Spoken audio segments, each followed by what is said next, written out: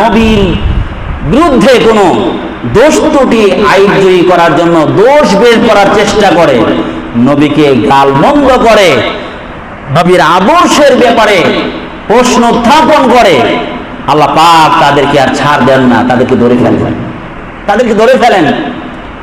এই সূরার মধ্যে আমরা বুঝতে পারি, এই সূরার আগে শানে নুজুল বুঝতে হবে, কেন আল্লাহ পাক এই সূরা নাযিল করলেন। ইসলামের শুরুতে আমার আপনার নবী বিশ্ব নবী মুহাম্মদ আরবি সাল্লাল্লাহু আলাইহি সাল্লাম 40 বছর বয়সে কি হলেন? নবুয়ত লাভ করলেন। কত বছরে? 40 বছরের নবুয়ত লাভ করলেন। ওই গাড়ি হিরার মধ্যে আল্লাহ তাআলা জিবরাইলের মারফতে সর্বপ্রথম কোরআনুল কারীম নাযিল করলেন, ইকরা বিসমি রাব্বিকাল্লাযী খালাক। এই আয়াত নাযিল করলেন। এই আয়াত নাযিলের মাধ্যমে রাসূলুল্লাহ সাল্লাল্লাহু আলাইহি ওয়াসাল্লামের নবুয়ত স্টার্ট হয়ে গেল, নবীর দায়িত্ব পালন আরম্ভ হয়ে যাবে। নবুয়ত লাভ করলেন, নবী তার নবুয়ত লাভ করলেন, জিম্মাদারি বুঝে পাইলেন, দায়িত্ব বুঝে পাইলেন। আমার ভাইরা, বর্তমান এক সপ্তাহ যাবত আল্লাহর নবী 20 বছর আগে নবী ছিলেন নাকি 20 বছর 40 বছর আগে নবী ছিলেন না 40 বছর বয়স যখন পুরা হয়েছে তখন নবী হয়েছে, এটা নিয়ে যথেষ্ট কাদা সরাসরি সমাজের মধ্যে হইতেছে। সমাজের মধ্যে না, বরং বক্তাদের মধ্যে, আলেমদের মধ্যে এক গ্রুপ গেছে। কি গ্রুপ? সুন্নি নামের বেদাতি গ্রুপ, আর একটা গ্রুপ আহলে সুন্নাত ওয়াল জামাতের গ্রুপ। এই দুইটা গ্রুপের মধ্যে কিন্তু তোর একটা মারামারি চলতেছে। কিসের মারামারি? কথার মারামারি, দলিলের মারামারি। এটা কিন্তু লাঠি ফালার মারামারি না। বলে তাহিরি গ্রুপের যারা তাহিরি না, তারা বলে নবী 40 বছরে নবী হয় নাই, বরং আগের থেকে নবী ছিলেন। আর শায়েখ আহমদ গ্রুপের লোক, এরা বলে 40 বছর বয়স যখন হয়েছে তখন নবী নবুয়ত লাভ করেছেন, তখন থেকে তিনি নবী হয়েছেন। আসলে বিষয়টা কি? আল্লাহর নবী বিশ্ব নবী মুহাম্মদ আরবি সাল্লাল্লাহু আলাইহি সাল্লাম নবী যে হবেন, এই কথা তো আল্লাহ তাআলা আগেই জানেন, আগে সিলেক্ট করেছেন, কিন্তু দায়িত্ব তো কখন দেন নাই। খেয়াল করবেন কথাগুলো। এই কথাগুলো যদি বোঝার চেষ্টা করেন বুঝবেন। বলেন দেখি, একজন ম্যাজিস্ট্রেট হবে, সরকার সে ফেরেশতা রেখেছে, তাকে ম্যাজিস্ট্রেট যেমনি হোক বানাবে, ডিসি বানাবে, তার দলের লোকদের বানাবে, ফেরেশতা তার পরিকল্পনা আছে। কিন্তু বাস্তবায়ন কখন হবে? যখন তাকে দায়িত্ব দিবে, ডিসির জায়গায় বসাবে, পদে বসাবে এবং দায়িত্ব দিবে, তখন থেকে ডিসি হবে। আমার আপনার নবী তো আমরা জন্মের আগে, গোটা পৃথিবীর সকল মানুষ জন্মের আগেই তো তিনি নবী হবেন, আল্লাহ তাআলা জানা আছে এবং ঘোষণা দিয়ে দিয়েছেন। কিন্তু নবী তখন বানান নাই, যখন 40 বছর বয়স হয়েছে তখন নবুয়তের দায়িত্ব দিয়ে নবী বানাইছে। নবী হবেন এটা তো ঠিকই আছে, কিন্তু নবুয়তের দায়িত্ব দিয়েছেন 40 বছর বয়সে। বলেন দেখি, যদি নবুয়ত 40 বছরের আগে তিনি নবুয়ত থাকতেন অথবা অন্য নবীর জামানায় তিনি নবী থাকতেন, তাহলে কি অন্য নবী, আল্লাহ রাসূল বলেছেন, যদি আমার জামানা মুসাও পাইতো, তাও মুসা আমার অনুসরণ করা লাগতো, তাহলে তো সব নবী আর নবী হইতে পারতো না, তাহলে নবী মুহাম্মদের অনুসরণ করা লাগতো। তাহলে বোঝা গেল তখন রানী রাসূলুল্লাহ সাল্লাল্লাহু আলাইহি ওয়াসাল্লাম কি নবুয়ত লাভ করেন নাই। এই জন্য নবী হিসেবে আল্লাহর ইলমে ছিল, ফেরেশতা ছিল, কিন্তু বাস্তবায়ন হয়েছে, দায়িত্ব পেয়েছেন রাসূল যখন 40 বছর বয়স হয়েছে। সুবহানাল্লাহ। এই জন্য এগুলো না মারামারি করার কিছু নাই। আজকে সমাজে ব্যাপক আকারে কি হচ্ছে? গ্রুপিং হচ্ছে। আমি ইমাম সাহেব, আমি খতিব সাহেব, আমি একটা গ্রুপ বানাইলাম আমাদেরকে, আর এক ইমাম সাহেব সে আর একটা গ্রুপ বানাইলো, আর এক ইমাম সাহেব আর একটা গ্রুপ বানাইলো, অমুক মুফতি সাহেব একটা গ্রুপ বানাইলো, অমুক পীর সাহেব একটা গ্রুপ বানাইলো। যার যার গ্রুপ ভারী করতেছে। এর দ্বারা কি শক্তি বাড়তেছে না কমতেছে? বাড়তেছে না, কমতেছে। সবাই যদি এক গ্রুপ হইতো, সব হুজুর মিলে একটা গ্রুপ, কি গ্রুপ? আহলে সুন্নাত ওয়াল জামাত, এক গ্রুপ থাকবে। বলেন দেখি, এই বাংলাদেশে কে না চায় ইসলামী হুকুমত কায়েম হোক? কথা বলেন, কে না চায়? সবাই চায়। যে লোকটার কোনোদিন নামাজ পড়ে না, ওই লোকটাও চায় যে ইসলাম অনুযায়ী দেশটা চলুক, এটা চায়। কারণ ঘুষ দিতে কারো ভালো লাগে না, বিশৃঙ্খলা সহ্য করতে কারো ভালো লাগে না, অত্যাচার আর লাঠির আঘাত সহ্য করতে কারো ভালো লাগে না।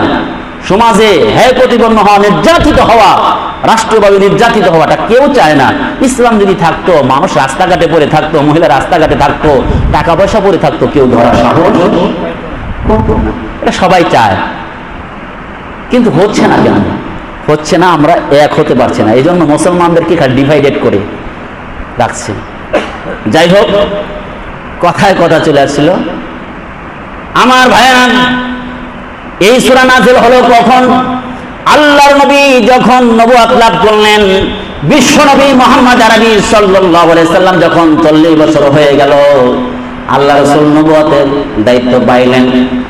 আল্লাহ তাআলা দেখলেন এখন তো প্রকাশ্যে আল্লাহর নবী যদি দাওয়াত দিতে চায়, তাহলে তো ওই কুরাইশ বংশের মুশরিক যারা আছে, মক্কার মুশরিকদের সামনে টিকতে পারবে না। আল্লাহর নবী 2 থেকে 3 বছর পর্যন্ত গোপনে গোপনে দাওয়াত দিয়েছেন, প্রকাশ্যে দাওয়াত দেন নাই। কয় বছর? 2 থেকে 3 বছর গোপনে গোপনে দাওয়াত দিয়েছেন, প্রকাশ্যে দাওয়াত দেন নাই। আপনাদের খারাপ লাগতেছে? কষ্ট লাগতেছে? আমার ভাইরা, রাসূল গোপনে গোপনে দাওয়াত দিলেন। আল্লাহর নবী বিশ্ব নবী মুহাম্মদ আরবি এরপরে যখন প্রকাশিতভাবে প্রকাশ্যে যখন দাওয়াত আরম্ভ করলেন, দিনের দাওয়াত আরম্ভ করলেন, আল্লাহ তাআলা সর্বপ্রথম দিনের দাওয়াতটা কোথায় থেকে শুরু করতে হবে দোস্ত, কোন জায়গা থেকে শুরু করবেন, ওই কথাটা আল্লাহ তাআলা জানায় দেন। আনজির আশিরাতাকাল আকরাবিন, হে নবী, ওয়ানজির আশিরাতাকাল আকরাবিন, আপনার কাছের লোকগুলো আগে বিধি প্রদর্শন করেন। আল্লাহকে না মানলে, পরকালকে না মানলে জাহান্নামে যেতে হবে, এই কথার বিধি প্রদর্শন করেন। আর আল্লাহকে না মানলে দুনিয়ায় সুশৃঙ্খলা ফিরে আসবে না, মানুষের মধ্যে মানবতা চলে থাকবে না। এই জন্য কেউ যদি মানুষ হতে চায়, মানুষের সমাজে বাস করতে চায়, পরকালীন চিরস্থায়ী যদি সে সুখের ঠিকানাটা পাইতে চায়, তাহলে সে যেন আল্লাহ তাআলার উপরে ঈমান আনে। এই জন্য দাওয়াত দেন। কোন সমাজে দাওয়াতের কথা বলতেছে? এমন একটা সমাজ, যেই সমাজটা শুধু পূজা আর পূজা আর আল্লাহ একজন আছে এই কথা বিশ্বাস করে, কিন্তু সহযোগী মানে 360 জন পর্যন্ত। এখন তো 33 কোটি দেবতা হয়ে গেছে, কত যে নামই জানা নাই। যদি 33 কোটি দেবতার নাম বলতে বলা হয়, এই ঠাকুর মশাই বলো তো 33 কোটি দেবতার নামটা শুধু বলে দাও। বলেন 1000 মূর্তির নামও দেবতার নাম বলতে পারবে? খুদা নামই জানে না। আমার ভাইয়েরা, আমাদের আল্লাহর নাম হলো 99টা। 99 নামটা আল্লাহ তাআলা আসমাউল হুসনা নামে উল্লেখ করেছেন, আল্লাহ রাসূল উল্লেখ করেছেন। আমার ভাইয়েরা, আল্লাহর নবী বিশ্ব নবী মুহাম্মদ আরবি সাল্লাল্লাহু আলাইহি সাল্লাম একটা সমাজে আসলেন, যেই মানুষগুলো মূর্তি পূজা করে, আগুন পূজা করে, কাঠ পূজা করে, সূর্য পূজা করে, চাঁদ পূজা করে, তারকা পূজা করে, পানি পূজা করে, মানুষ পানি পূজা করে, সব পূজা করে। এক কথা, যেখানে একটু শক্তি দেখে ওইটাই পূজা করে। আল্লাহর নবী মুহাম্মদ আরবি সাল্লাল্লাহু আলাইহি সাল্লাম কাউকে তো ভয় করেন না। তিনি যখন দায়িত্ব পাইলেন যে দাওয়াত দিতে হবে, কিভাবে দাওয়াত দিবেন? সব লোকগুলোকে দাওয়াত দিলেন। ইয়া সাবাহ, এই শব্দটা বলছেন।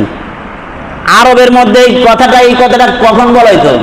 কোন ডাকাত বাহিনী যদি কারো উপরে আক্রমণ করার জন্য আসতো, তখন এই কথাটা বললে মানুষ বুঝতো নিঃসন্দেহে কোনো লুটেরা ডাকাত সম্প্রদায় এসে গেছে হামলা করার জন্য। আল্লাহর নবী ওই মক্কাতুল মুকাররমার পাশে বিশাল বড় একটা পাহাড় আছে, পাহাড়ের চূড়ায় দাঁড়ায় গেলেন। দাঁড়া বলেন ইয়া সাবাহ। আওয়াজটা যখন পাইলো, লোকগুলো দৌড়ায়, কাজ ফেলে রেখে দৌড়া চলে আসছে। আল্লাহ রাসূল কোথায়? পাহাড়ের চূড়ায়। মানুষগুলো পাহাড়ের নিচে পাদদেশে। আমার ভাইরা, এই দাওয়াত যখন পৌঁছে গেল, সবাই দৌড়া যার যার মতো নবী মুহাম্মদ আরবির কাছে চলে আসলো। যাদের কাজ ছিল তারা আসতে পারেনি, তারা লোক পাঠায় দিয়েছে, যাও মোহাম্মদ কি শুনে আসবেন, কি বলে দাওয়াত দেয়, কি সে দাওয়াত দেয় শুনে আসো। আল্লাহ নবী বিশ্ব নবী মুহাম্মদ আরবি সাল্লাল্লাহু আলাইহি ওয়াসাল্লাম বললেন, হে আমার গোত্রের লোকেরা, তোমাদের এই সমাজেই আমি হাঁটি হাঁটি পা পা করে বড় হইলাম, বলো দেখি আমি কি জীবনে কোনো মিথ্যা কথা বলেছি? বলে না, তুমি জীবনে মিথ্যা বলো নাই। বলে আমার চরিত্রটা কেমন? বলে তোমার সে সুন্দর চরিত্রের মানুষ আমার জীবনে, আমাদের জীবনে কোনদিন দেখি নাই। বলে আমার চরিত্র যদি ভালো হয়, আমি যদি মিথ্যা না বলে থাকি, বলেন দেখি আপনাদের জন্য সবচাইতে বড় হিতাকাঙ্ক্ষী আমি। বলে হ্যাঁ। বলো তুমি কি বলতে চাও? বলে আমি তো পাহাড়ের চূড়ায় দাঁড়িয়ে আছি। বলেন দেখি আপনারা পাহাড়ের নিচে দাঁড়ানো আছেন? ওই যে পাহাড়ের অপর পৃষ্ঠায় আমি যা দেখি আপনারা কি তা দেখতেছেন? না দেখি না। কারণ হলো চূড়ায় যে দাঁড়ানো আছে সব চতুর্পাশে তো দেখে। যে লোকটা 200-300 ফিট উপরে দাঁড়ানো আছে, ওই লোকটা তো ডাইনে বামে পিছনে সামনে সব দেখে। আর যে লোকগুলো নিচে আছে, বলেন ওরা কি সব দেখবে? আল্লাহর নবী বিশ্ব নবী মুহাম্মদ আরবি সাল্লাল্লাহু আলাইহি ওয়াসাল্লাম ডেকে বলেন, ও আমার কলিজার টুকরা উম্মতরা, ও আমার চাচারা, ও আমার ভাইয়েরা, ও আমার আপন গোত্রের লোকেরা, শুনে রাখো, আমি সবচাইতে তোমাদেরকে মহব্বত করি, ভালোবাসি, আমার জীবনে কোনোদিন মিথ্যা বলি নাই। শুনে রাখো, আমার বাবা মারা গেছে ছোটবেলায়, আমার বাবার আদর আমি কোনোদিন পাই নাই, এমনকি মাকে পেয়েও আমি পাই নাই, মার আদর আমি গ্রহণ করতে পারি নাই। আমি যখন 5-6 মাস বয়স হয়েছে, আমার মা দুনিয়া থেকে চলে গেছে, আমার মায়ের আদরও পাইনি। আমি ছোট্ট মানুষ, আপনাদের এই সমাজে বড় হইলাম, আমার গোপন বোরকা যা আছে সবকিছু জানেন, আমি কেমন মানুষ। শুনে রাখেন, আমি চূড়ায় যা দেখি আপনারা কিন্তু তা দেখেন না। আমি ডাইনে দেখি, বামে দেখি। শুনে রাখেন, আমি যদি এই মুহূর্তে বলি আমার তোমাদের পিছনে, অর্থাৎ তোমাদের সামনে, আমার পিছনে, আমি তো তোমাদের সামনে আছি, এই যারা সামনে আছেন আপনাদের সামনের দিকে আমি আছি, আর আপনারা আমার দিকে মুখ করে আছেন। আমার পিছনে এই যে দেখেন ফাউন একই আছে, একটা বেড়ার মতো আছে, ব্যানার আছে, এই জন্য আপনারা দেখতেছেন না।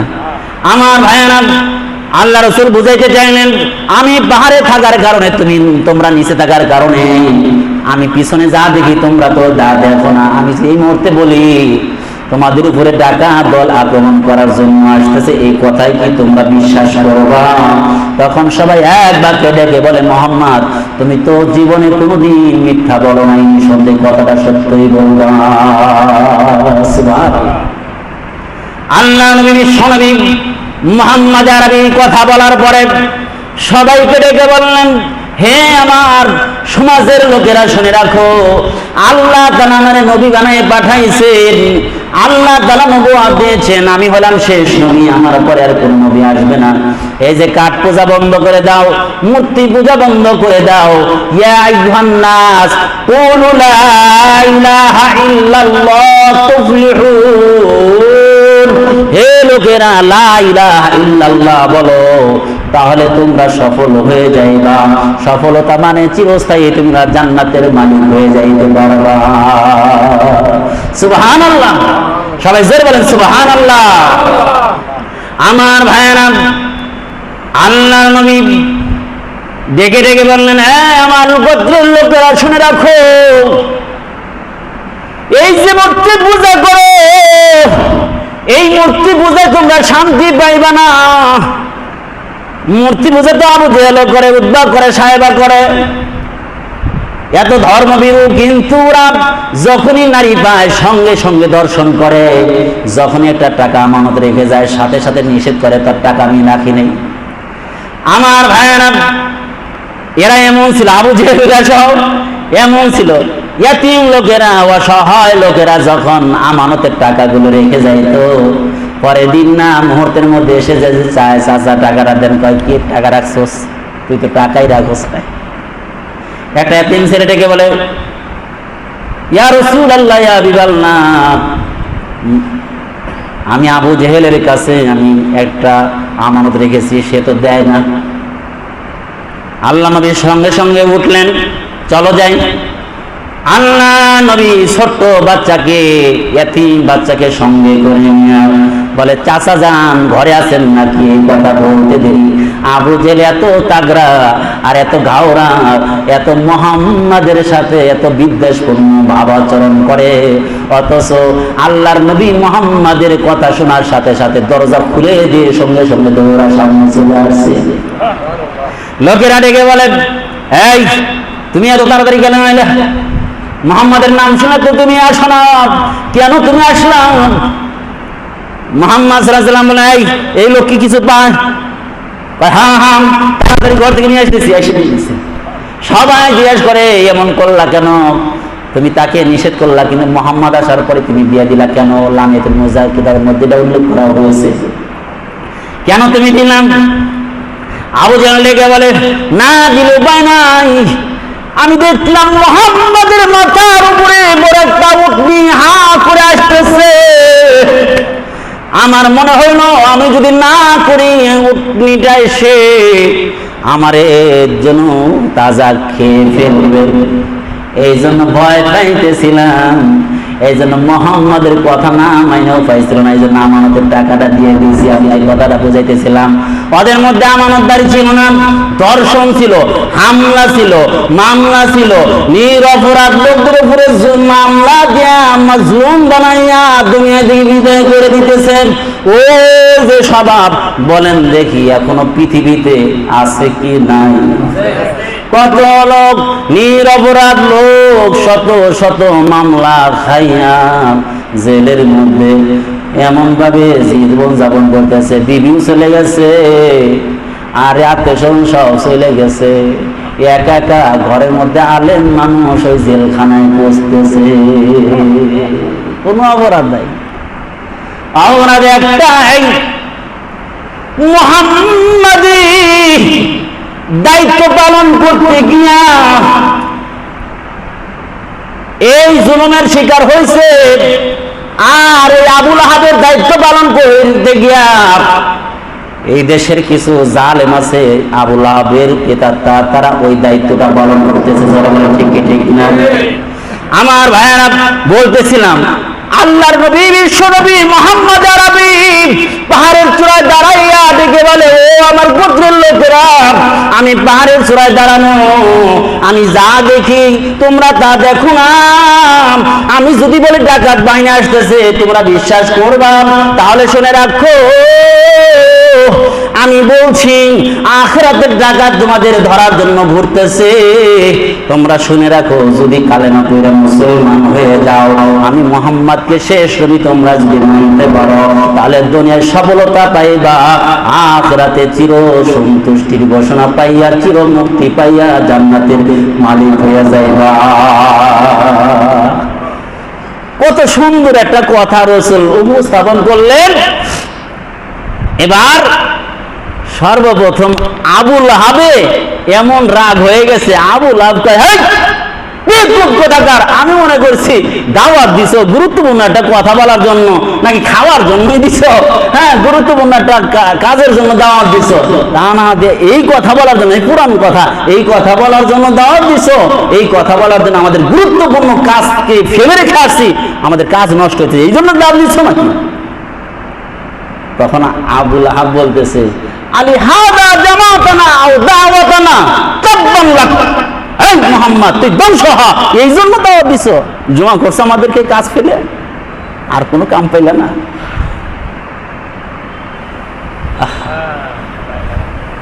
আল্লাহ তাআলা সাথে সাথে এই তাব্বাত ইয়াদা নাজিল করলেন, প্রথম আয়াত।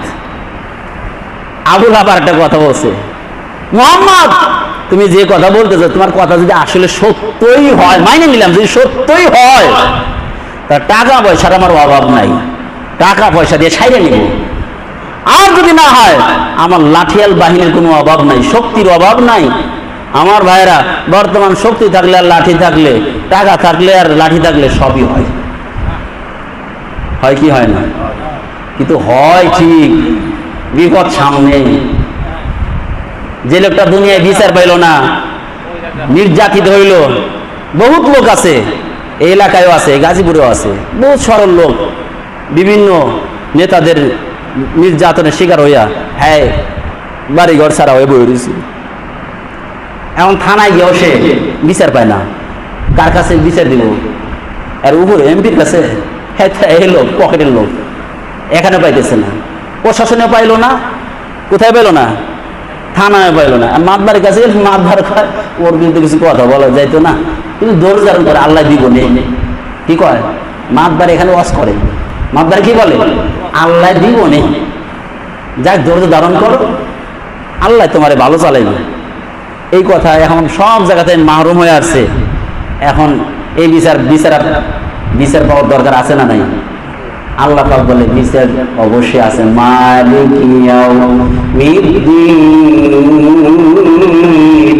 শুনে রাখো, ফাতিহার মধ্যে আল্লাহ তাআলা বলেন মালিক ইয়াউমিদ্দিন, পরকাল দিবসের মালিক, প্রতিদান দিবসের মালিক। প্রতিদান কিন্তু হবে। এই যে খালাতো ভাই, মামা আছে, শালা আছে, এর কারণে তুমি জালেমের কাছ থেকে তোমার অধিকার আদায় করতে পারো নাই, লাঠিয়াল বাহিনী নাই, প্রশাসন নাই, তুমি পারো নাই, তোমার টাকা নাই, তুমি পারো নাই, বঞ্চিত হইয়া গেলা। আল্লাহ বলেন আমার কোনো ছেলে নাই, মেয়ে নাই, শালা নাই, শালি নাই, জেঠা নাই, জেঠি নাই, আমার কাছে কোনো কি নাই, বংশের কোনো সম্পর্ক নাই। কিয়ামতের ময়দানে আমার কাছে ইনসাফ ভিত্তিক বিচার পেয়ে যাইব। সুবহানাল্লাহ। আর কিছুক্ষণ চলুক নাকি? আপনাদের কষ্ট হইতেছে? আমার ভাইয়েরা, আবুল হাব যখন বলল এই মুহাম্মদ তোমার কথা যদি সত্য হয়ে যায় তাহলে শুনে রাখো, টাকা পয়সার অভাব নাই, টাকা পয়সা দিয়ে সাইডে নেব বলবা, তাও না হলে আমার ছেলে আছে, অনেকগুলো ছেলে, লাঠির অভাব নাই, আমি নেতা মানুষ, আবার লাঠির অভাব নাই। আল্লাহ তাআলা পরবর্তী আয়াতে জানায় দেন লাঠিও তোর কাজে লাগবে না, যে ছেলের কথা বলছো সেই ছেলেও তোর কাজে লাগবে না, যেই মালের কথা বলছো সেই মালেও তোমার কাজে লাগবে না। আবুল আহাব মক্কা নগরীতে সব চাইতে বড় ধনী ছিল, 4 জন, তার মধ্যে একজন ছিল আবুল আহাব। তাফসীর কামালাইনের মধ্যে দেখলাম মক্কা নগরীতে 4 জন ব্যক্তি সব চাইতে ধনী ছিল, তার মধ্যে একজন ছিল আবুল আহাব। আবুল আহাবের মাল কি পরিমাণ ছিল? শুধু স্বর্ণই ছিল এরকম ভাবে 8 সের 10 তোলা। কত? 8 সের 10 তোলা শুধু স্বর্ণই তার ঘরের মধ্যে রাখা ছিল। টাকা, গবাদি পশুর অভাব নাই, পালে পালে ঝাঁকে ঝাঁকে গবাদি পশু, টাকা পয়সার অভাব নাই, এই জন্য টাকা পয়সার অভাব নাই। আমার ভাইরা, আল্লাহ তাআলা তো অন্য কারো কথা বললেন না, অন্য কোন কাফের কথা বললেন না। আবু জেহেলের কথা কেন বললেন? এই লোকটা আল্লাহর নবীকে যত কষ্ট দিয়েছে এত কষ্ট অন্য কোনো কাফের দেয় নাই। ওর বোর কথা আছে, ওর স্ত্রীর কথা, উম্মে জামিলের কথা এখানে অমরাত বলে বলছেন কেন? কারণ হলো ওর স্ত্রী যত কষ্ট রাসূলকে দিয়েছেন অন্য কোন মহিলা আল্লাহর নবীকে এত কষ্ট দেন নাই। আমার ভাইরা, ফাতে মক্কা যখন হয়ে গেল, মক্কা যখন বিজয় হয়ে গেল, আল্লাহর নবী মদিনা থেকে মক্কায় যখন ঢুকলেন, অষ্টম হিজরি, আমার ভাইরা অষ্টম হিজরিতে যখন আল্লাহ রাসূল ঢুকলেন তখন ঘোষণা করে দিলেন লা তাসরিবা আলাইকুমুল ইয়াউম, আজকে সাধারণ ঘোষণা করে দিলেন আজকে কাউরে ধরা হবে না। কিন্তু আল্লাহ রাসূল কয়েকটা লোকের নাম বলেছিলেন, এদেরকে ছাড় দেওয়া হবে না, কারণ এই লোকগুলো আল্লাহ রাসূলের বিরুদ্ধে গালমন্দ করতো, গালিগালাজ করতো। তাহলে বোঝা গেল স্যার আল্লাহ রাসূলকে গালি দেয়, ওরা জমিনে বেঁচে থাকার অধিকার ওদের নাই। আমার ভাইয়া, আল্লাহ রাসূলকে গালমন্দ করতো, আবুল আহাব কষ্ট দিত। মুহারিবি বলেন আল্লাহর নবী, আমি দেখলাম মক্কার কিছু বাজার আছে, উকাইক বাজার, বিভিন্ন বাজার আছে, ওই বাজার দিয়ে দেখলাম একটা লোক সামনে সামনে যাচ্ছে আর পিছনে একটা লোক গিয়া পাথর কুচি দিয়া এরকম ভাবে ঢেলাইতেছে, আঘাত করতেছে। দেখলাম লোকটার পিছে থেকে ফিনকি দিয়া রক্ত বের হইয়া রক্তাক্ত অবস্থায় লোকটা সামনে যাইতেছে আর পিছন দিক থেকে পাথর মারতেছে। আর লোকটার জবানের মধ্যে ঘোষণা, ইয়া আইয়ুহান নাস কুলু লা ইলাহা ইল্লাল্লাহ তুফলিহুন, হে লোক সকলেরা তোমরা লা ইলাহা ইল্লাল্লাহ পড়ো তাহলে তোমরা সফলতা অর্জন করবে। এই কথা বলতেছে আর সামনের দিকে যাইতেছে। মুহারিবি ডেকে বলে, হে লোকেরা বলো দেখি এই দুইজন লোককে, সামনের লোককে আর পিছনের লোকটাকে তোমরা নাম বলতে পারবা নাকি? মক্কার লোকেরা ডেকে বলে, বাজারের লোকেরা ডেকে বলে, সামনের লোক মুহাম্মদ, তিনি নাকি নবী, তিনি মানুষকে দাওয়াত দিচ্ছেন, ধর্মের দিকে, ইসলামের দিকে দাওয়াত দিচ্ছেন, শান্তির দিকে দাওয়াত দিচ্ছেন, নিরাপত্তার দিকে দাওয়াত দিতেছেন। আর যে ব্যক্তি পাথর দিয়ে আঘাত করতেছে, রক্তাক্ত করে, ওই ব্যক্তির নাম হলো আবু লাহাব। নাউজুবিল্লাহ। আবু লাহাব কেন বলা হয়? আবু লাহাবের আসল নাম ছিল আব্দুল উজ্জা। উজ্জা মানে মূর্তি। আমার মূর্তির নামের একটা মূর্তির নাম হলো উজ্জা। আব্দুল মানে গোলাম, অর্থাৎ মূর্তির গোলাম। এই লোকটার নাম ছিল মূর্তির গোলাম। আল্লাহ তাআলা এই লোকটার নাম আল্লাহ তাআলা কি করেন নাই? ওই শিরকি নাম উল্লেখ করেন নাই। কি করেন নাই? শিরকি নাম আল্লাহ উল্লেখ করেন নাই। আল্লাহ তাআলা কি করেছেন? তার কুনিয়াতি নাম উল্লেখ করেছেন আবু লাহাব।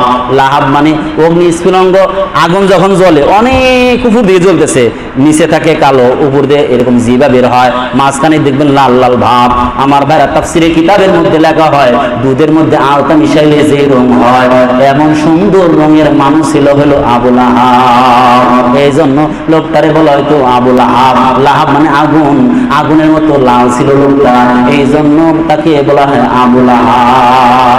আমার ভাইয়েরা, এই আবু লাহাব আল্লাহ রাসূলকে বেশি বেশি কষ্ট দিয়েছে, গাল মন্দ করেছে, আর শেষ পর্যায়ে বলল, তাব্বান লাকা আলিহাযা জামাতানা, হে মুহাম্মদ এই জন্য তুমি জমা করছো আমাদেরকে পাহাড়ের পাদদেশে, আর কোনো কাম পাইলে না। ওই যে আগের কথা বুঝলেন, এই কথা বললে, আর যখন বললো আমারও অসুবিধা নাই, সব কি করতে পারবো, সব যত কথা বলতেছো এগুলো সত্য হইলে আমি সব খতম করে দিতে পারবো। আল্লাহ তাআলা না, আয় মুহাম্মদ কি বলতেছে? ধ্বংস হওয়ার জন্য না, না। তাব্বাত ইয়াদা আবি লাহাবি ওয়া তাব। আল্লাহ তাআলা বলেন তাব্বাত ইয়াদা,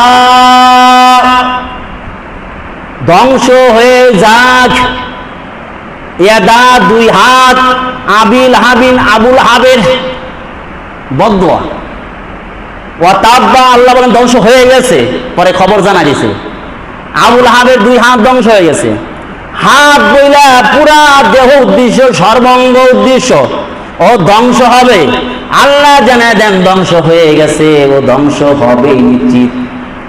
আরো যে বলল আমার মাল আছে, আমার ছেলে আছে, আমার বেটারা আছে, এরা তো আমাকে বাঁচাইবে। আল্লাহ বলেন মা আগনা আনহু মালুহু ওয়া মা কাসাব। মা আগনা কাজে আসে নাই, আনহু তার, মালুহু তার মাল, তার মাল তার কোনো কাজে আসে নাই। ওয়া মা কাসাব অর্থাৎ তার সন্তান সন্ততি কোনো কাজে আসে নাই। কিভাবে কাজে আসে নাই? মালেও কাজে আসে নাই, সন্তানরাও কিভাবে কাজে আসে নাই, সবটা শেষ করা যাবে না, শুধু অর্ধেকটুকু শেষ করি আজকে, আগামী আবার সপ্তাহে বাকিটুকু। কিভাবে কাজে আসে নাই? বদরের যুদ্ধ যখন হয়, বদরের যুদ্ধে বিজয় লাভ করে কারা? মুসলমানরা বিজয় লাভ করছে। মুসলমানরা যখন বিজয় লাভ করে, এই কথা যখন আবু লাহাব শুনছে, আবু লাহাব এত দুঃখিত হয়েছে, এত মনে কষ্ট পাইছে, এত মর্মাহত হয়েছে, জীবনে এত মর্মাহত হয় নাই। আল্লাহ তাআলা জানায় দেন, এই তুই ধ্বংস হবি, তার মালিক কাজে কোনো কাজে আসবে না। কিভাবে ধ্বংস হয়েছে জানেননি?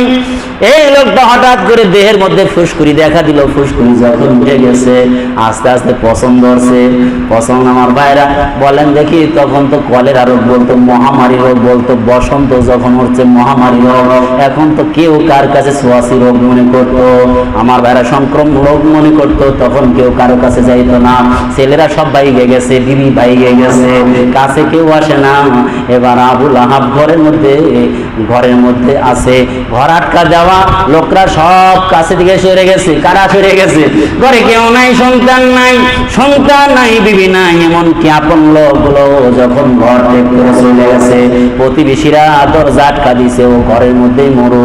আমার ভাইরা এমনকি নাই বলতে কেউ নাই, দেহের মধ্যে ফুসকুড়ি উঠা, আমার ভাইরা বড় বড় ফুরা উঠা, যখন পচতে পচতে দেহটা পুরা পচে গেছে, কখন আবু লাহাব মারা গেছে পৃথিবীর কেউ বলতে পারবে না, সন্তানরাও বলতে পারবে না। ঘরের মধ্যে মরে গেছে, সন্তানও জানে না, বিবিও জানে না, প্রতিবেশীও জানে না, কেউ জানে না। কয়েকদিন পরে প্রতিবেশীরা যখন মানুষ মরার পচে গলে যাওয়ার দুর্গন্ধের কারণে মানুষগুলো অতিষ্ঠ হয়ে গেল, থাকতে পারে না। এবার দূর থেকে বুঝতে পারলো আবুল আহাব মারা গেছে। এবার তার সন্তানগুলোকে ডেকে আনলো, তাড়াতাড়ি তোমার বাবারে দাফনের ব্যবস্থা করো, মাটির মধ্যে পুঁতে রাখো। কোনো সন্তান আসে না, একটা সন্তান আসছে, এসে তাও দূর থেকে নাকটা আটকাইয়া দেখাই শেষ হয়ে গেছে, পায়ের ধরা যাইতো না।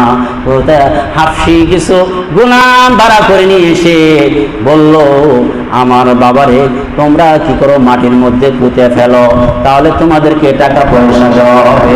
ওই হাফসি গুলাম গুলো নাকের মধ্যে গামছা বাইদা, কাপড় বাইদা, বড় একটা লাঠি নিয়া আবুল আহাবের লাশটারে গুতাইতে গুতাইতে ঘর থেকে বের কইরা জঙ্গলের দিকে নিয়া একটা বড় কূপ খনন করে, তাফসীরের কিতাবের মধ্যে পাওয়া যায়।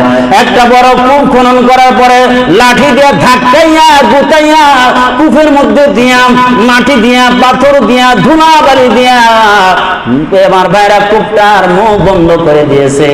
আমার ভাই কিভাবে নির্মম ভাবে দুনিয়া থেকে চলে গেছে। মা আগনা আনহু মালুহু, আর মালে কোন কাজে আসে নাই। আল্লাহ বলেন তাব্বাত ইয়াদা, ধ্বংস হয়ে যাবে, আবি লাহাবি, আবুল আহাব ধ্বংস হয়ে যাবে, ওয়াতাব্বা ধ্বংস হয়ে গেছে, ওর কোনো সহকারী নাই, ওর কোনো সহকারী সহযোগী নাই। আল্লাহ বলেন ওকে সহযোগিতা করবে কি? ওর মাল নাই, ওর মাল তো আছে ঠিক, কিন্তু মালে সহযোগিতা করতে পারে নাই। মাল থাকলে কি কেউ তো কাছে আসে না, মালের জায়গায় মাল পড়ে আছে, কেউ কাছে আসে না। এখন আমার ভাইয়েরা এমন অবস্থা, এই আবুল আহাব এমন খারাপ ছিল, মুহাম্মাদের নামই যখন শুনতো আর শরীর জ্বালাপোড়া করতো। কয়েকটা ঘটনার মধ্যে আছে, তার মধ্যে একটা ঘটনা আমার ভাইরা বলি। আবুল আহাব কি করলো? আবুল আহাবের 3 সন্তান, উতবা, উতাইবা, মাতআব। উতবা, উতাইবা, মাতআব। এই উতবা, উতাইবা এই দুইজন আল্লাহর নবী বিশ্বনবী মুহাম্মদ সাল্লাল্লাহু আলাইহি ওয়াসাল্লামের 2 কন্যা বিবাহ করেছিল। নবুয়ত পাওয়ার আগে, ইসলাম আল্লাহ রাসূলকে ইসলাম দেওয়ার আগে তখন কাফেরে মুসলমানদের বিবাহ চলতো। আমার ভাইরা যখন নিষেধ করে দেওয়া হলো কাফের মুসলমানের বিবাহ হবে না, এর আগে তো বাদ দিয়ে দিছে। আবুল আহাব বলল, এই মুহাম্মদ যে কথাগুলো বলতেছে এটা তো আর সহ্য হয় না, একটা কাজ কর। কি কাজ?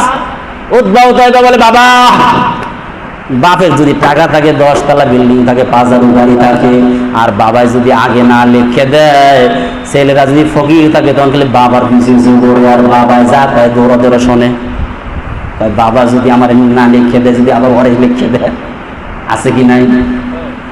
আমার ভাইয়েরা, আল্লাহ নবী বিশ্ব নবীর 2 জন কন্যা রুকাইয়া এবং উম্মে কুলসুম, রুকাইয়ারে বিয়ে করছে, উম্মে কুলসুমের বিবাহ করেছে উতাইবা, আর রুকাইয়ার বিবাহ করেছে উতবা।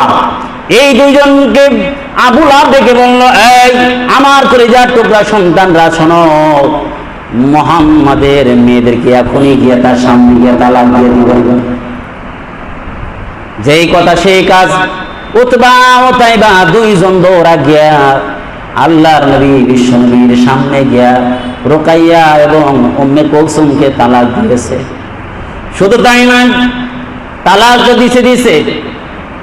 এই যে বলতেছিলাম, কেউ যদি নবীর সাথে বেয়াদবি করে, কেউ যদি গালমন্দ করে, কেউ যদি আলেমের সাথে খারাপ ব্যবহার করে, হক্কানি আলেমের সাথে খারাপ ব্যবহার করে, নিঃসন্দেহে জানা রাখেন, আল্লাহর কসম করে বলা যায়, ওই ব্যক্তি দুনিয়ায় তার প্রতিদান পাইয়া মরবে, না পাইয়া কখনো মরতে পারে না। আমার ভাইয়েরা, এই যে উতাইবা রাসূলের সামনে গিয়া রুকাইয়ারে উম্মে কুলসুমের তালাক তো দিছে, গাল মন্দ করছে, গালিগালাজ করছে। শুধু তাই নয়, একবারে থুতু রাসূলের দিকে বড় সেফের এরকম ভাবে সেফ বানাইয়া থুতুটা একবারে মুহাম্মদ সাল্লাল্লাহু আলাইহি ওয়াসাল্লামের সামনে থুতু নিক্ষেপ করছে। আল্লাহ বলেন, এই জিবরাইল আর কৃষ্ণ দেরি যা, তাড়াতাড়ি যা, মক্কা নগরীতে যা। জিবরাইল কাছে দেরি লাগে? দেরি তো লাগে না। আরে কেন যাব এই কথা তো না, আয়া বলছে কি, আল্লাহ ডেকে বলে নাদানটা করলো কি, আমার নবীর মুখে কাফেরের নাপাক পানি পড়বে, থুতু পড়বে, এটাও হতে পারে না। জিবরাইল আইসা এক ঝাপড় দিয়া ঘুরা যেই থুতু যেই উতাইবা নালায় হতবাগা কম্বক থুতু নিক্ষেপ করেছিল ব্যাগ কইরা, নিরাকার দেখা যায় না, এমনি অটোমেটিক ঘুরে এসে থুতুটা ওর মুখের মধ্যে ঘুরে গেছে। সুবহানাল্লাহ। এই অবস্থাটা দেখেন আল্লাহর নবী মর্ম তোলেন, একজন জীবিত বাবার সামনে কলিজার টুকরা আদরের কন্যাদেরকে যদি তালাক দেওয়া হয়, তাহলে এর চেয়ে কষ্টের জিনিস আর কিছু হতে পারে না। আল্লাহর নবীর দুইটা কন্যাকে যখন তালাক দেওয়া হয়েছে, আল্লাহর নবী অনেক কষ্ট পাইলেন। আল্লাহর নবী সাল্লাল্লাহু আলাইহি ওয়াসাল্লাম ওই সময় বদদোয়া করলেন, আল্লাহর নবী চোখের পানি ছেড়ে কান্না করলেন, আল্লাহুম্মা সাল্লি আলাইহি কালবাম মিন কিলাবিক। ও আল্লাহ,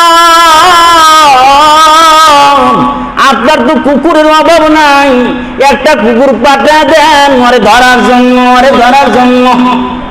আল্লাহ তো আল্লাহর নবীর এই ব্যথার তরফ, এই কষ্টে দোয়াটা কবুল করছে, বদদোয়াটা কবুল করছে।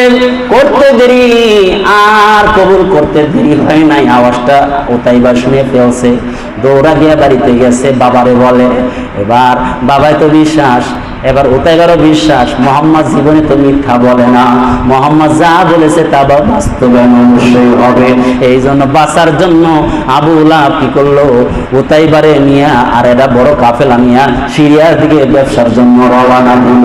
রওনা দিয়ে যাইতে যাইতে যাইতে যাইতে যখন রাত্রি হয়ে গেছে, তাবুটা গাইরা রাস্তার কিনারায় গেছে, পাশে ছিল একটা গির্জা, গির্জা থেকে পাদ্রী এসে আলেম এসে ডেকে বলে, এই তোমরা কারা, তোমরা কারা এই রাস্তার মধ্যে শুয়ে আছো? তোমরা জানো না আমি এই গির্জার আলেম, এই গির্জায় আমি থাকি। কি হয়েছে আবুলাউকা, কি হয়েছে তাই জানো না? তোমরা যাইবে কই? সিরিয়ায় যাব। তোমরা জানো না এই জায়গায় বাঘ থাকে, হিংস্র প্রাণী থাকে, রাত চলে আসে। আবু লাহাবের তো কলিজায় পানি নাই, ওই যে রসুল বদদোয়া করছে, এই জন্য কলিজা শুকিয়ে গেছে। এই জন্য বাঁচার জন্য সবাই মিটিং করে বলে, এই কাফেলার লোকেরা মুহাম্মদ যে বদদোয়া করেছে আমার ছেলে হয়তো বাঁচবে না, এই জন্য বাঁচানোর জন্য একটা কাজ করো, সবাই তোমরা বেডিং গুলো এক জায়গা জমা করো। বেডিং আছে না, তাবলিগ গেলে বেডিও না, বেডিং সব এক জায়গা জমা করছে, পাহাড়ের মতো উঁচু কইরা। উতাইবারে বলে, এই জায়গা তুই বস, এই জায়গা কাফিরে শুয়ে থাক।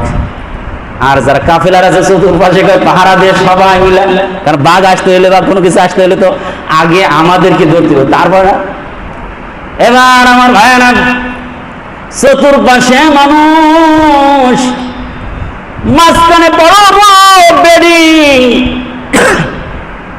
বেডিং এর উপরে বসে আছে, শুয়ে আছে। গভীর রাত হয়ে গেছে, ঘুমটা আসে না।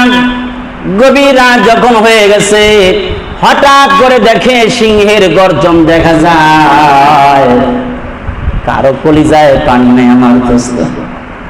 আস্তে আস্তে সিংহ যখন এসে গেছে, কাউরে ধরে না, যেন সবাই চিনা মানুষ, কাউরে কিছু বলে না। আস্তে আস্তে টার্গেটি মানুষটাকে একদম মানুষগুলোকে সরাইয়া দিয়া ওই বেডিং গুলো যে রাখা আছে মাঝখানে গিয়ে উপস্থিত হয়ে গেছে। সুবহানাল্লাহ। আল্লাহুম্মা সাল্লি আলাইহি কালবাম মিন কিলাবিক। এই যে দোয়া করছে, আল্লাহ আপনার কুত্তা একটা পাঠায় দেন আর একটা কুত্তারে ধরার জন্য দোয়া করছেন, দোয়া কবুল হয়ে গেছে। বাঘ আইসা সিংহ আইসা বেডিংয়ের উপরে চইরা বসছে, শুকতে শুকতে গিয়া একবারে উতাইবারে ধইরা বলাইছে, এবারে গাড়টা ধইরা শত শত মানুষের মধ্যে থেকে বাঘে ধইরা নিয়ে গেল, কেউ কিছু বলার তার এই হিংস্র প্রাণীটা ধইরা জঙ্গলের মধ্যে নিয়ে ফাইরা সুরা টাইনা টাইনা সিরা খেয়ে ফেলছে। আল্লাহ দুনিয়া থেকে বিদায় নিছে, কোনো কাজে আসে নাই দোস্ত, কোনো কাজে আসে নাই, কোনো কাজে আসে নাই। আর স্ত্রীর নাম ছিল, আর 2-1 মিনিট কথা বলে শেষ দোয়া করে দেবো। আর স্ত্রীর নাম ছিল উম্মে জামিল, আসল নাম ছিল আরওয়া। উম্মে জামিল, উম্মে জামিল কুরআনুল কারীমের মধ্যে তার কথা আছে, কি আছে কি আছে, হাম্মালাতাল হাতাব, আমরাতু হাম্মালাতাল, কি বলেন, তাব্বাত ইয়াদা আবি লাহাবিন ওয়া তাব, তাব্বাত ইয়াদা আবি লাহাবিন ওয়া তাব, আবু লাহাব ধ্বংস হোক। আল্লাহ বলেন দাব্বা, ধ্বংস হয়ে গেছে। মা আগনা আনহু মালুহু ওয়া মা কাসাব, আর মা সন্তান সন্ততি কোনো কাজে আসে সায়াসলা নারান যাতা লাহাবিন ওয়া ইমরাতু, আল্লাহ বলেন অচিরে ও জাহান্নামে যাবে। লিলিহান, অগ্নিদগ্ধ হবে। ওয়া ইমরাতু, তার স্ত্রী অগ্নিদগ্ধ হবে। তার স্ত্রীর কথা আছে, ইমরাতু তার স্ত্রীও যাবে। এবার উম্মে জামিল এসে বলে, এই আমার নামে কেন তোমরা বদনাম করো? একবার উম্মে জামিল ছিল আবু সুফিয়ানের ভগ্নী, এবার এদিক দিয়ে একজন নেতার আবার আবু লাহাবের স্ত্রী, আর এক নেতার বাগ্নী, কাপড়টা মাজায় বাইদা আল্লাহ রসুল ওই দিন মক্কা শরীফ হেরেমের পাশে বসা, আবু বকর পাশে বসা। আমার ভাইরা এমনই সময় কাপড়টা বাইদা মাজা বাইদা আসতেছে, আবু বকর দেখে মহিলা আসতেছে। আবু বকর ডেকে বলে, ইয়া রাসূলুল্লাহ, যে মহিলা আসতেছে আপনার চাচি, আপনার চাচি তো আসতেছে, এবার মনে হয় আপনাকে অপমান করবে। ইয়া রাসূলুল্লাহ, আপনি একটু বাইরে যান এখান থেকে। আল্লাহ রাসূল বলে, তুমি টেনশন করো না, আমারে দেখবো না। সুবহানাল্লাহ, আল্লাহ আল্লাহ। যারা কোরআনের পক্ষে থাকে আল্লাহ পাক হিফাজত করে, যদি সাময়িক কষ্ট হয় বাঁচায় কে? দুনিয়ায়ও কোরআনের পক্ষে থাকলে বাঁচা যায়, আখিরাতে চিরস্থায়ীভাবে সে বেঁচে যাবে, আর ওরা ধরা পড়বে আর বাঁচবে। উম্মে জামিল রাগ হইয়া আসছে, হেরেমে আসে, এখন থেকে মোহাম্মদ নাই, ওর দেখতেছে না। আবু বকর দেখতেছে পাশে বসা। আবু বকর বলে, আমি পাশে দেখি মোহাম্মদ সাল্লাল্লাহু আলাইহি ওয়াসাল্লাম পাশে বসা। ও এসে বলতেছে, তোমার এই পাশের লোকটা গেল কই? শুনি সে নাকি আমার নামে বদনাম করে, আমার নামে বদনাম করে। যদি আজকে পাইতাম তাহলে একবারে ছুটে দিতাম, বদনাম করা একবার দেখা দিতাম। আবু বকর বলে, আমি দেখি, ও দেখে না, আমার পাশেই বসা। وَإِذَا قَرَأْتَ الْقُرْآنَ جَعَلْنَا بَيْنَكَ وَبَيْنَ الَّذِينَ لَا يُؤْمِنُونَ بِالْآخِرَةِ حِجَابًا مَسْتُورًا। আল্লাহু আকবার।